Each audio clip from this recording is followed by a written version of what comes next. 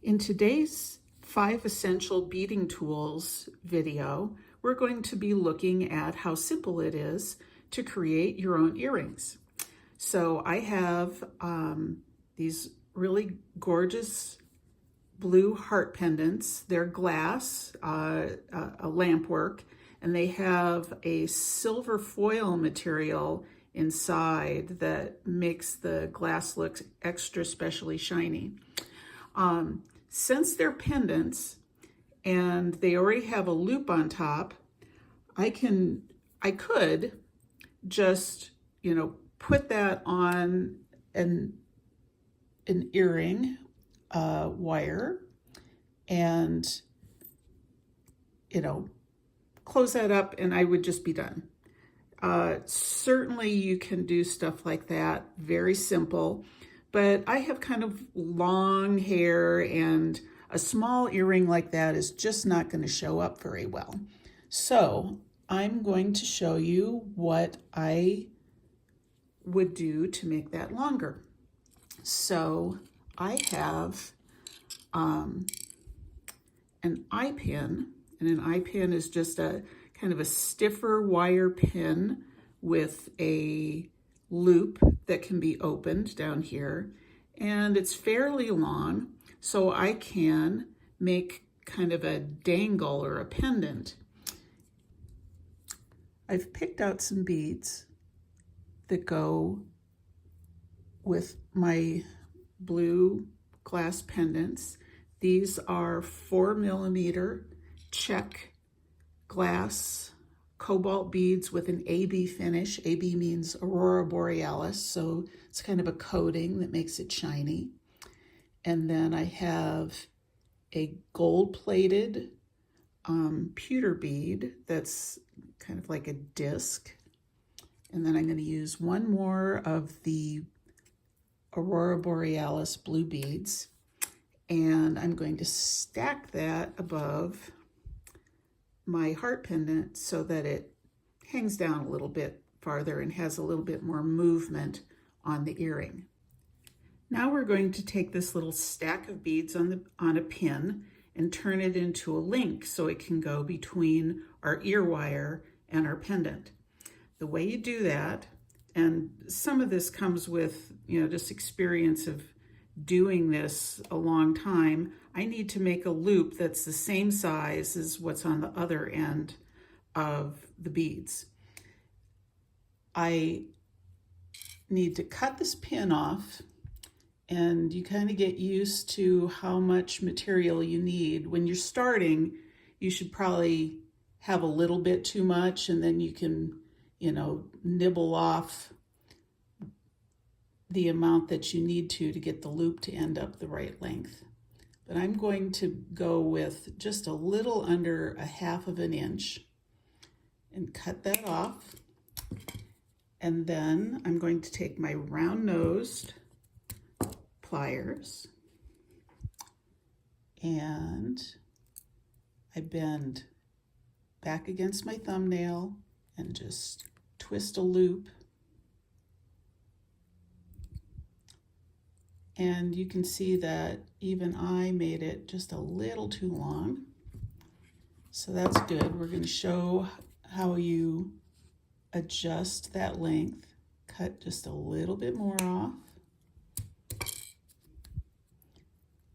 Put your pliers back in there. Give it a turn until you have loops that are, let me hold it with something else so you can see it, loops that are similar in size on both ends. You can also see that they're not really lined up the same way. So I can take the loop on one side, take my chain nose pliers on the other side, and I can just line those loops up. They're going the same direction.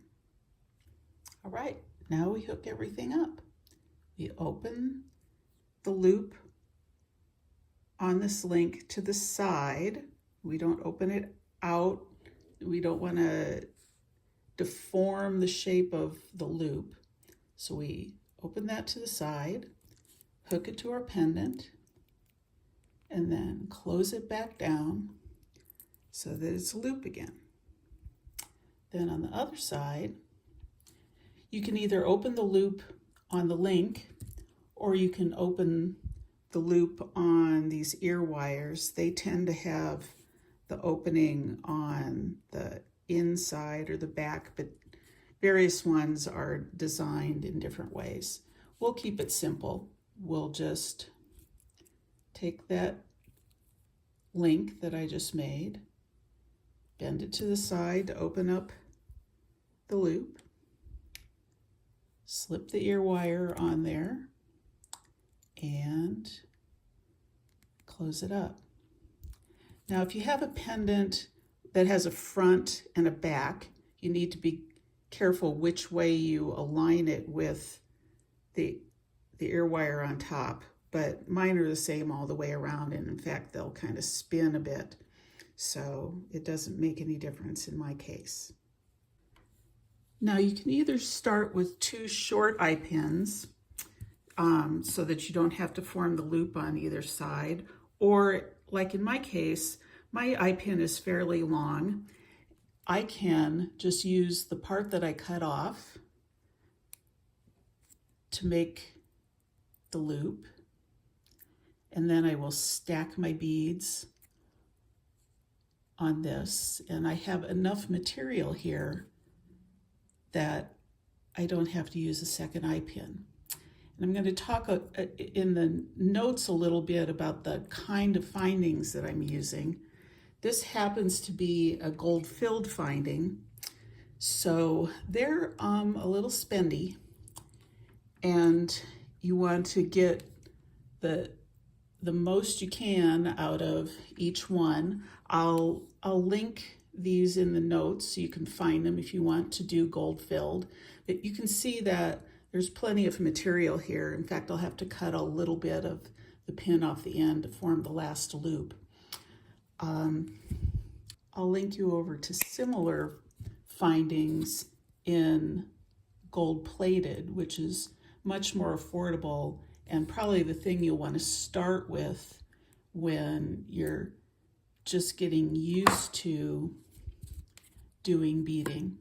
And that way you can practice on some findings that aren't quite as expensive and kind of get the hang of where to cut the wire to make the loop and so forth. And I'm just kind of snugging this up so that the wire once again is, the loops are going the same direction.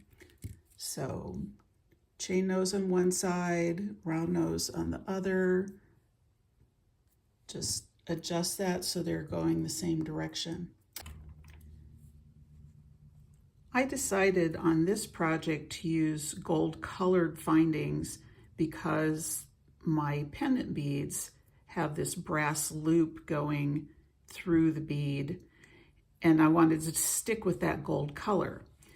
When I use gold findings, I like to use what's called gold filled, which means this has 14 karat real gold bonded onto the outside of the finding. It's still only 1/20th of the total weight of the material, which keeps it more affordable than karat gold, but it retains its gold appearance through the life of the piece. I have gold-filled jewelry that I've been wearing for 20 years on a regular basis, and it still looks gold, and it's still, when you clean it, it shines up and looks great. Whereas if you use gold-plated findings, that gold color is going to wear off in a really short period of time, like even within a few weeks sometimes. Sometimes it lasts longer than that. And I've mentioned that in my parts notes, but I find that spending the little bit extra amount of money for the gold fill is going to allow me to enjoy these earrings for many, many years to come. I hope you enjoyed learning how to make a simple pair of earrings, and I'll thank you for watching.